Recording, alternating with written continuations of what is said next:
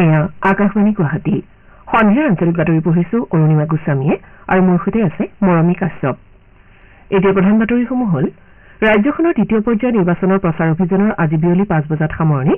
ৰাজ্যৰ 5টা সমষ্টি দৰং ওদালগুৰি ডিফু কৰিমগঞ্জ শিলচৰ আৰু নগাঁৱত মুঠ 61 গৰাকী প্ৰাৰ্থীৰ প্ৰতিদ্বন্দ্বিতা।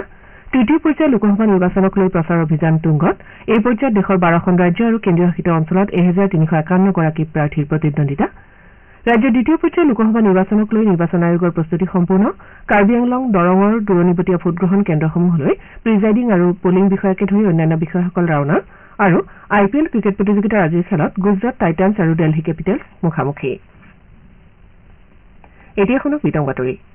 ৰাজ্যখনৰ দ্বিতীয় পৰ্যায়ৰ নিৰ্বাচনৰ প্ৰচাৰ অভিযানৰ আজি বিয়লি 5 বজাত সামৰণি পৰিছে। আজি অন্তিম দিনা বিভিন্ন ৰাজনৈতিক দলে নিজ নিজ দলৰ প্ৰাৰ্থীৰ সমৰ্থনত ব্যাপক প্ৰচাৰ চলায়। এই পৰ্যায়ত ৰাজ্যৰ 5টা সমষ্টি দৰং ওদালগুৰি ডিফু কৰিমগঞ্জ শিলচৰ আৰু নগাঁৱত মুঠ 61 গৰাকী প্ৰাৰ্থীয়ে প্ৰতিদ্বন্দ্বিতা আগবঢ়াব।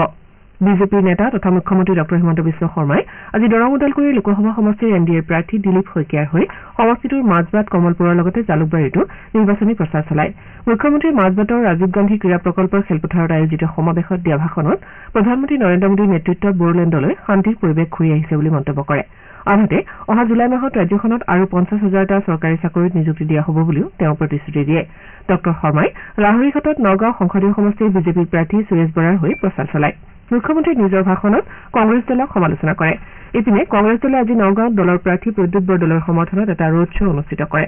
নগাঁৱৰ ৰাজীৱ ভৱনৰ পৰা উলিওৱা এই ৰোড শ্ব'ত দলৰ জ্যেষ্ঠ নেতা ৰকিবুল হুছেইন, সাংসদ গৌৰৱ গগৈ, ৰাজ্যৰ দলৰ সভাপতি অখিল গগৈ, অসম জাতীয় পৰিষদৰ সভাপতি লুৰিণজ্যোতি গগৈ আৰু বিধায়ক ৰেকিবুদ্দিন আহমেদৰ লগতে ভালেসংখ্যক নেতাকৰ্মী উপস্থিত থাকে। জিলাখনৰ ধিং ধূপৰগুৰিত আজি আন এখন প্ৰচাৰ সভাত প্ৰদেশ কংগ্ৰেছৰ সভাপতি ভূপেন কুমাৰ বৰা আৰু বটদ্ৰৱাৰ বিধায়িকা শিৱামণি বৰাই ভাষণ দিয়ে। ইফালে কৰিমগঞ্জত কেন্দ্ৰীয় মন্ত্ৰী সৰ্বানন্দ সোণোৱালে সমষ্টিটোৰ বিজেপিৰ প্ৰাৰ্থী কৃপানাথ মাল্লাৰ হৈ প্ৰচাৰ চলায়। নিজৰ ভাষণত তেওঁ কয় যে প্ৰধানমন্ত্ৰী নৰেন্দ্ৰ মোদীৰ শাসনকালত ৰাষ্ট্ৰীয় ঘাইপথৰ পৰা আৰম্ভ কৰি ৰেলপথ পৰ্যন্ত সকলো দিশতে উন্নয়ন সম্ভৱ হৈ উঠিছে। বৰাক উপত্যকাত নিৰ্বাচনৰ পৰিৱেশ সন্দৰ্ভত আমাৰ হাইলাকান্দিৰ সংবাদদাতা নীলোৎপল দেৱে এইদৰে কয়। শিলচৰ আৰু কৰিমগঞ্জত অহা 26 এপ্ৰিল তাৰিখে ভোট গ্ৰহণ অনুষ্ঠিত হ'ব আৰু তাৰে বাবে দেখা গৈছে যে কাছাৰ আৰু কৰিমগঞ্জ প্ৰশাসনে সকলো প্ৰস্তুতি ইতিমধ্যে সম্পন্ন কৰিছে। কৰিমগঞ্জ লোকসভা আসনত এইবাৰ 24জন প্ৰাৰ্থীয়ে মনোনয়ন পত্ৰ জমা দিছিল আৰু এই প্ৰাৰ্থীসকলৰ ভাগ্য নিৰ্ণয় হ'ব অহা 26 এপ্ৰিল তাৰিখে। এই 24জন প্ৰাৰ্থীৰ মাজত 19জনে নিৰ্দল প্ৰাৰ্থী আৰু বাকী 5জন বিভিন্ন ৰাজনৈতিক দলৰ প্ৰাৰ্থী। কৰিমগঞ্জ লোকসভা সমষ্টিত প্ৰায় 14 লাখ ভোটাৰ আছে আৰু এই 14 লাখ ভোটাৰে 1680টা ভোট কেন্দ্ৰত নিজৰ গণতান্ত্ৰিক অধিকাৰ সাব্যস্ত কৰিব। শিলচৰ লোকসভা সমষ্টিত দেখা যায় যে 13,51,000 ভোটাৰ আছে আৰু এই ভোটাৰসকলে 8জন মুঠ প্ৰাৰ্থী আছে। তেখেতসকলৰ ভাগ্য নিৰ্ণয় কৰিব। ইতিমধ্যে কাছাৰ জিলা প্ৰশাসনেও ভোটগ্ৰহণ শান্তিপূৰ্ণভাৱে অনুষ্ঠিত কৰিবলৈ সকলো প্ৰস্তুতি সম্পন্ন কৰিছে আৰু কাছাৰ জিলাৰ 1551টা ভোট কেন্দ্ৰত এইবাৰ ভোটগ্ৰহণ অনুষ্ঠিত হ'ব। আৰু অহাকালি কৰিমগঞ্জ আৰু শিলচৰ লোকসভা সমষ্টিৰ বাবে ভোট সামগ্ৰী লৈ ভোট কৰ্মীসকল ৰওনা দিব। কৰিমগঞ্জ লোকসভা সমষ্টিৰ 2টা জিলাত বিস্তীৰ্ণ হৈ আছে, হাইলাকান্দি আৰু কৰিমগঞ্জ। এই 2টা জিলাৰ পৰা ভোটকৰ্মীসকল গন্তব্যস্থললৈ ৰওনা দিব। আনফালে শিলচৰৰ উপায়ুক্ত কাৰ্যালয়ৰ সন্মুখৰ পৰা ভোটকৰ্মীসকল নিৰ্ধাৰিত ভোট কেন্দ্ৰলৈ অহাকালি ৰওনা দিব।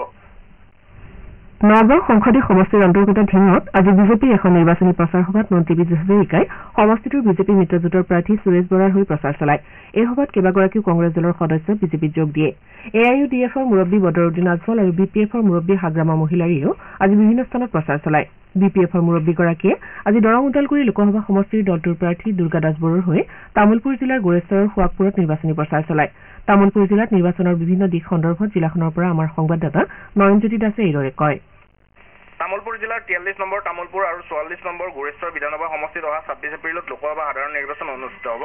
বাক্সা নিৰ্বাচনী জিলাৰ নিৰ্বাচনী বিষয়া কৃষ্ণা বৰুৱাই জানিব দিয়া অনুসৰি 4 নম্বৰ দৰং ওদালগুৰি লোকসভা সমষ্টিৰ অন্তৰ্গত তামুলপুৰ বিধানসভা সমষ্টিত মুঠ ভোটাৰৰ সংখ্যা হ'ল 2,12,257 গৰাকী। ইয়াৰ ভিতৰত পুৰুষ ভোটাৰ 1,06,954 গৰাকী আৰু মহিলা ভোটাৰ 1,05,303 গৰাকী। আনহাতে গোৰেশ্বৰ বিধানসভা সমষ্টিত মুঠ ভোটাৰৰ সংখ্যা 1,99,407 গৰাকী। ইয়াৰ ভিতৰত 1,03,06 গৰাকী পুৰুষ ভোটাৰ আৰু 99,101 গৰাকী মহিলা ভোটাৰ আছে। জিলাখনৰ তামুলপুৰ বিধানসভা সমষ্টিত 247টা ভোট কেন্দ্ৰ থকাৰ বিপৰীতে গুৰেশ্বৰ বিধানসভা সমষ্টিত 223টা ভোট কেন্দ্ৰ আছে। অৰ্থাৎ তামুলপুৰ জিলাত দুয়োটা বিধানসভা সমষ্টিত মুঠ 470টা ভোট কেন্দ্ৰত ভোটগ্ৰহণ অনুষ্ঠিত হ'ব। ইতিমধ্যে জিলা প্ৰশাসনে অহা 26 এপ্ৰিলত অনুষ্ঠিত হ'বলগীয়া দৰং ওদালগুৰি লোকসভা সমষ্টিৰ ভোটগ্ৰহণৰ বাবে তামুলপুৰ বিধানসভা সমষ্টিত 1184 গৰাকী আৰু গুৰেশ্বৰ বিধানসভা সমষ্টিত 1060 গৰাকীকে ধৰি মুঠ 2244 গৰাকী প্ৰিজাইডিং আৰু পুলিং বিষয়াক নিয়োগ কৰা হৈছে। বিধানসভা সমষ্টি দুটাত সুকলমে নিৰ্বাচন অনুষ্ঠিত কৰিবলৈ জিলা প্ৰশাসনে পৰ্যাপ্ত পৰিমাণে নিৰাপত্তাৰ ব্যৱস্থা কৰিছে বুলি জিলা নিৰ্বাচনী বিষয়াই সদৰি কৰে। তৃতীয় পৰ্যায়ত নিৰ্বাচন হ'বলগীয়া 4টা সমষ্টিৰ অন্তৰ্গত বিভিন্ন স্থানত ব্যাপক ৰূপত প্ৰচাৰ অভিযান অব্যাহত আছে। আজি ধুবুৰী লোকসভা সমষ্টিৰ অধীনত মানকাছাৰৰ হাতশিঙিমাৰীত অসম গণ পৰিষদ দলৰ এটা নিৰ্বাচনী কাৰ্যালয় আনুষ্ঠানিকভাৱে মুকলি কৰা হয়। গুৱাহাটী সমষ্টিৰ বিজেপি মিত্ৰজোঁটৰ প্ৰাৰ্থী বিজুলী কলিতা মেধিৰ সমৰ্থনত মন্ত্ৰী অশোক সিংহালে আজি বিয়লি এটা ৰোড শ্বত অংশ লয়। আনহাতে প্ৰাৰ্থীগৰাকীয়ে আজি লোকসভা সমষ্টিটোৰ অন্তৰ্গত নিউ গুৱাহাটী বিধানসভা সমষ্টিৰ নুনমাটিত অসম গণ পৰিষদ দলৰ নিৰ্বাচনী কাৰ্যালয় মুকলি অনুষ্ঠানত অংশ লোৱাৰ উপৰি সোণচালি আৰু নুনমাটিৰ বিভিন্ন অঞ্চলত প্ৰচাৰ চলায়। কংগ্ৰেছ দলৰ প্ৰাৰ্থী মীৰা বৰঠাকুৰ গোস্বামীয়েও আজি সমষ্টিটোৰ বিভিন্ন স্থানত প্ৰচাৰ চলায়। ৰাজ্যখনৰ দ্বিতীয় পৰ্যায়ত পৰহিলৈ অৰ্থাৎ 26 এপ্ৰিলত 5টা সমষ্টিৰ বাবে হ'বলগীয়া নিৰ্বাচনত 77 লাখৰো অধিক ভোটদাতাই গণতান্ত্ৰিক অধিকাৰ সাব্যস্ত কৰাৰ সুযোগ লাভ কৰিব। দ্বিতীয় পৰ্যায়ৰ নিৰ্বাচনৰ বাবে 9133টা ভোটগ্ৰহণ কেন্দ্ৰত ভোটগ্ৰহণ কৰা হ'ব। উল্লেখযোগ্য যে সংশোধিত চূড়ান্ত ভোটদাতাৰ তালিকা অনুসৰি অসমত প্ৰায় 2,43 লাখ ভোটদাতা আছে। ইয়াৰ ভিতৰত 1,21,79,000ৰো অধিক পুৰুষ আৰু প্ৰায় 1,21 লাখ মহিলা ভোটদাতা। প্ৰথমবাৰৰ বাবে ভোটদাতাৰ তালিকাত অন্তৰ্ভুক্ত 7,26,783 গৰাকী ভোটদাতা আছে। আনহাতে ৰাজ্যখনত 80 বছৰৰ ঊৰ্ধৰ ভোটদাতাৰ সংখ্যা 2,72,000ৰো অধিক। ৰাজ্যখনৰ অনুসূচিত জনজাতিৰ বাবে সংৰক্ষিত ডিফু সংসদীয় সমষ্টিত সৰ্বনিম্ন 8,92,789 জন আৰু ধুবুৰী সমষ্টিত সৰ্বাধিক 26,43,000ৰো অধিক ভোটদাতা আছে। অহা 7 মেত তৃতীয় পৰ্যায়ৰ লোকসভা নিৰ্বাচনত দেশৰ 12খন ৰাজ্য আৰু কেন্দ্ৰীয় শাসিত অঞ্চলত 1,351 গৰাকী প্ৰাৰ্থীয়ে প্ৰতিদ্বন্দ্বিতা আগবঢ়াব। এই পৰ্যায়ত 2,963 গৰাকী প্ৰাৰ্থীয়ে 95টা সংসদীয় সমষ্টিৰ বাবে মনোনয়ন দাখিল কৰিছিল। ইপিনে অসমত এই পৰ্যায়ত 47 গৰাকী প্ৰাৰ্থীয়ে প্ৰতিদ্বন্দ্বিতা কৰাটো নিশ্চিত হৈছে। ৰাজ্যৰ মুখ্য নিৰ্বাচনী বিষয়া অনুৰাগ গোৱেলে আজি তৃতীয় পৰ্যায়ৰ নিৰ্বাচন হ'বলগীয়া বৰপেটা আৰু বজালিত উপস্থিত হৈ নিৰ্বাচনী প্ৰস্তুতিৰ বুজ লয়। মুখ্য নিৰ্বাচনী বিষয়াগৰাকীয়ে বৰপেটা জিলাৰ আয়ুক্ত আয়ুষ গাৰ্গ, নিৰ্বাচনী বিষয়া ময়ূৰাক্ষী দত্তৰ সৈতে নিৰাপত্তাৰ লগতে অন্যান্য বিষয় সন্দৰ্ভত আলোচনাত মিলিত হয়। ইয়াৰ পাছত গোৱেলে বৰপেটা নিৰ্বাচনী জিলাৰ বাবে মাধৱ চৌধুৰী মহাবিদ্যালয়ত স্থাপন কৰিবলগীয়া ষ্ট্ৰং ৰুম পৰিদৰ্শন কৰে। আনহাতে বৰপেটা লোকসভা সমষ্টিৰ অন্তৰ্গত বজালি নিৰ্বাচনী জিলাত উপস্থিত হৈ গোৱেলে প্ৰস্তুতিৰ বুজ লোৱাৰ লগতে ভট্টদেৱ বিশ্ববিদ্যালয়ত স্থাপন কৰিবলগীয়া ষ্ট্ৰং ৰুম পৰিদৰ্শন কৰে।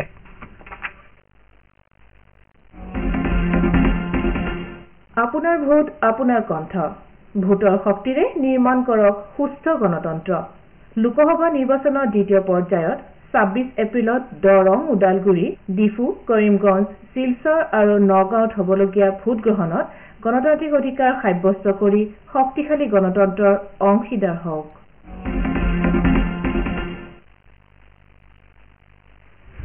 কংগ্ৰেছৰ ৰাষ্ট্ৰীয় সভাপতি মল্লিকাৰ্জুন খাৰ্গে অহা 27 এপ্ৰিলত অসমলৈ আহিব।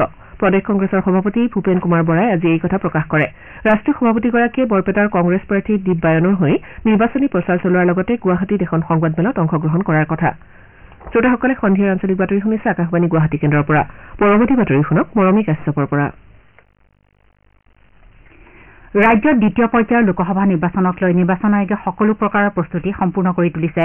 ভোটাৰৰ মাজত সজাগতা সৃষ্টিৰ বাবে আজি বিজনী মহকুমাধিপতি কাৰ্যালয়ত এটা ৰক্তদান শিবিৰৰ আয়োজন কৰা হয়।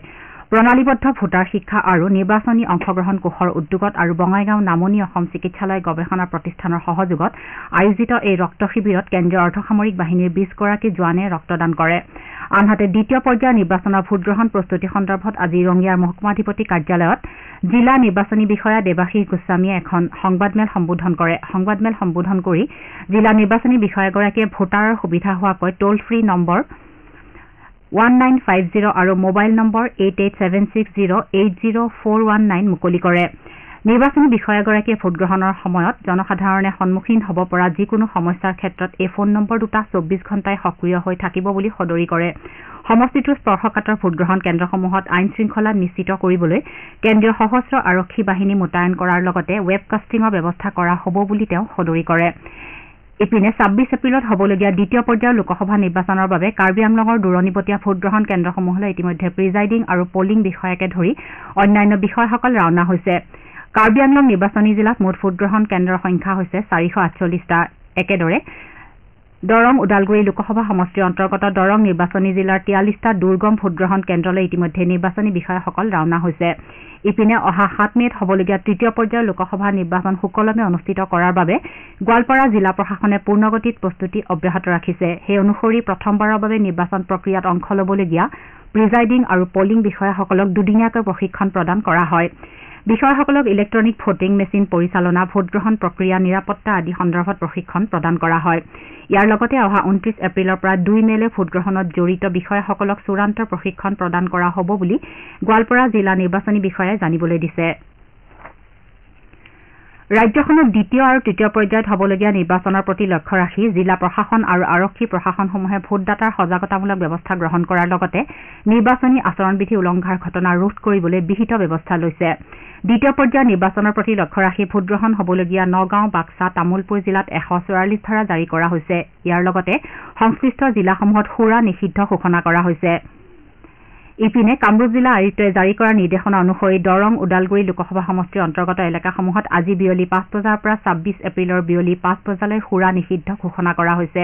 একেটা নিৰ্দেশনাতে জিলা আয়ুক্তগৰাকীয়ে ভোটগণনাৰ বাবে নিৰ্ধাৰিত 4 জুনৰ দিনটোতো ভোটগণনা সমাপ্ত নোহোৱালৈকে জিলাখনত সুৰা নিষিদ্ধ ঘোষণা কৰিছে। অৰুণাচল প্ৰদেশৰ 4টা বিধানসভা সমষ্টিৰ 8টা ভোটগ্ৰহণ কেন্দ্ৰত বিধানসভা আৰু লোকসভা নিৰ্বাচনৰ পুনৰ ভোটগ্ৰহণ আজি শান্তিপূৰ্ণভাৱে সম্পন্ন হয়। পুৱা 6 বজাত আৰম্ভ হোৱা ভোটগ্ৰহণৰ বিয়লি 2 বজাত সামৰণি পৰে। ভোটগ্ৰহণ সম্পূৰ্ণ হোৱাৰ লগে লগে এই কেন্দ্ৰকেইটাত 17A প্ৰপত্ৰ পৰীক্ষা কৰা হয়। এই ভোট কেন্দ্ৰকেইটাত যোৱা 19 এপ্ৰিলত বিধানসভা আৰু লোকসভা নিৰ্বাচনৰ ভোটগ্ৰহণ অনুষ্ঠিত হৈছিল যদিও নিৰ্বাচন আয়োগে পুনৰ ভোটগ্ৰহণৰ নিৰ্দেশ দিয়ে। বামেং আৰু নিয়াপিন বিধানসভা সমষ্টিৰ এটাকৈ ভোটগ্ৰহণ কেন্দ্ৰ, ৰুমগং সমষ্টিৰ 2টা আৰু নাচো বিধানসভা সমষ্টিৰ 4টা কেন্দ্ৰত পুনৰ ভোটগ্ৰহণ অনুষ্ঠিত হৈছিল।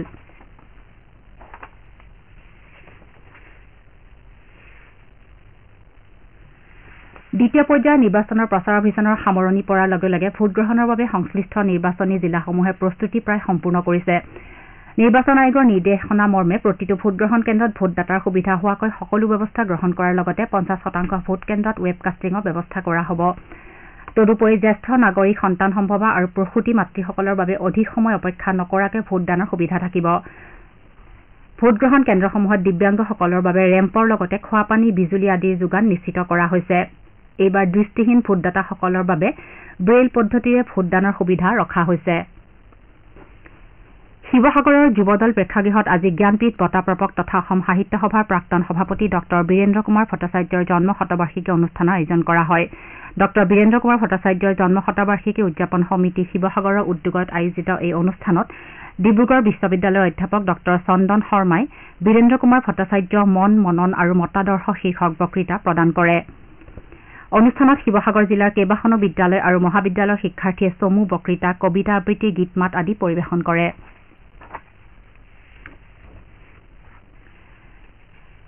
গুৱাহাটীৰ 4গৰাকীকৈ দবা খেলুৱৈয়ে ফিডে ৰেটিং লাভ কৰিবলৈ সক্ষম হৈছে। গুৱাহাটী দবা একাডেমীৰ খেলুৱৈ ভৌমিক কিশোৰ দাস, ৰিয়ান কৌশিক ঠাকুৰীয়া, তমন্না শৰ্মা আৰু তানিছ ঠাকুৰীয়াক ফিডে ৰেটিং প্ৰদান কৰা হৈছে।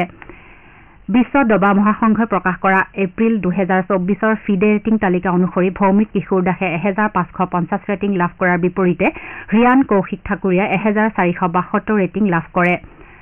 তমন্না শৰ্মা আৰু তানিছ ঠাকুৰীয়াই ক্ৰমে 1461 আৰু 1449 ৰেটিং লাভ কৰিবলৈ সক্ষম হয়। IPL ক্ৰিকেট প্ৰতিযোগিতাত আজি দিল্লীৰ অৰুণ জেটলী ষ্টেডিয়ামত হ'বলগীয়া এখন খেলত গুজৰাট টাইটান্ছ দিল্লী কেপিটেলছৰ বিৰুদ্ধে অৱতীৰ্ণ হ'ব। খেলখন সন্ধিয়া 7:30 বজাত আৰম্ভ হ'ব। বাতৰি শেষ কৰাৰ পূৰ্বে প্ৰধান বাতৰিসমূহ পুনৰ এবাৰ। ৰাজ্যখনৰ দ্বিতীয় পৰ্যায়ৰ নিৰ্বাচনৰ প্ৰচাৰ অভিযানৰ আজি বিয়লি 5 বজাত সামৰণি। ৰাজ্যৰ 5টা সমষ্টি দৰং, ওদালগুৰি, ডিফু, কৰিমগঞ্জ, শিলচৰ আৰু নগাঁৱত মুঠ 61গৰাকী প্ৰাৰ্থীৰ প্ৰতিদ্বন্দ্বিতা। তৃতীয় পৰ্যায়ৰ লোকসভা নিৰ্বাচনক লৈ প্ৰচাৰ অভিযান তুংগত। এই পৰ্যায়ত দেশৰ 12খন ৰাজ্য আৰু কেন্দ্ৰীয়শাসিত অঞ্চলত 1351গৰাকী প্ৰাৰ্থীৰ প্ৰতিদ্বন্দ্বিতা। ৰাজ্যত দ্বিতীয় পৰ্যায়ৰ লোকসভা নিৰ্বাচনক লৈ নিৰ্বাচন আয়োগৰ প্ৰস্তুতি সম্পূৰ্ণ। কাৰ্বি আংলং, দৰঙৰ দূৰণিবতীয়া ভোটগ্ৰহণ কেন্দ্ৰসমূহলৈ প্ৰিজাইডিং আৰু পলিং বিষয়াকে ধৰি অন্যান্য বিষয়াসকল ৰাওনা। আৰু IPL ক্ৰিকেট প্ৰতিযোগিতাৰ আজিৰ খেলত গুজৰাট টাইটান্ছ আৰু দিল্লী কেপিটেলছ মুখামুখি। এতিয়াৰ বাতৰি ইমানতে অন্ত পৰিল।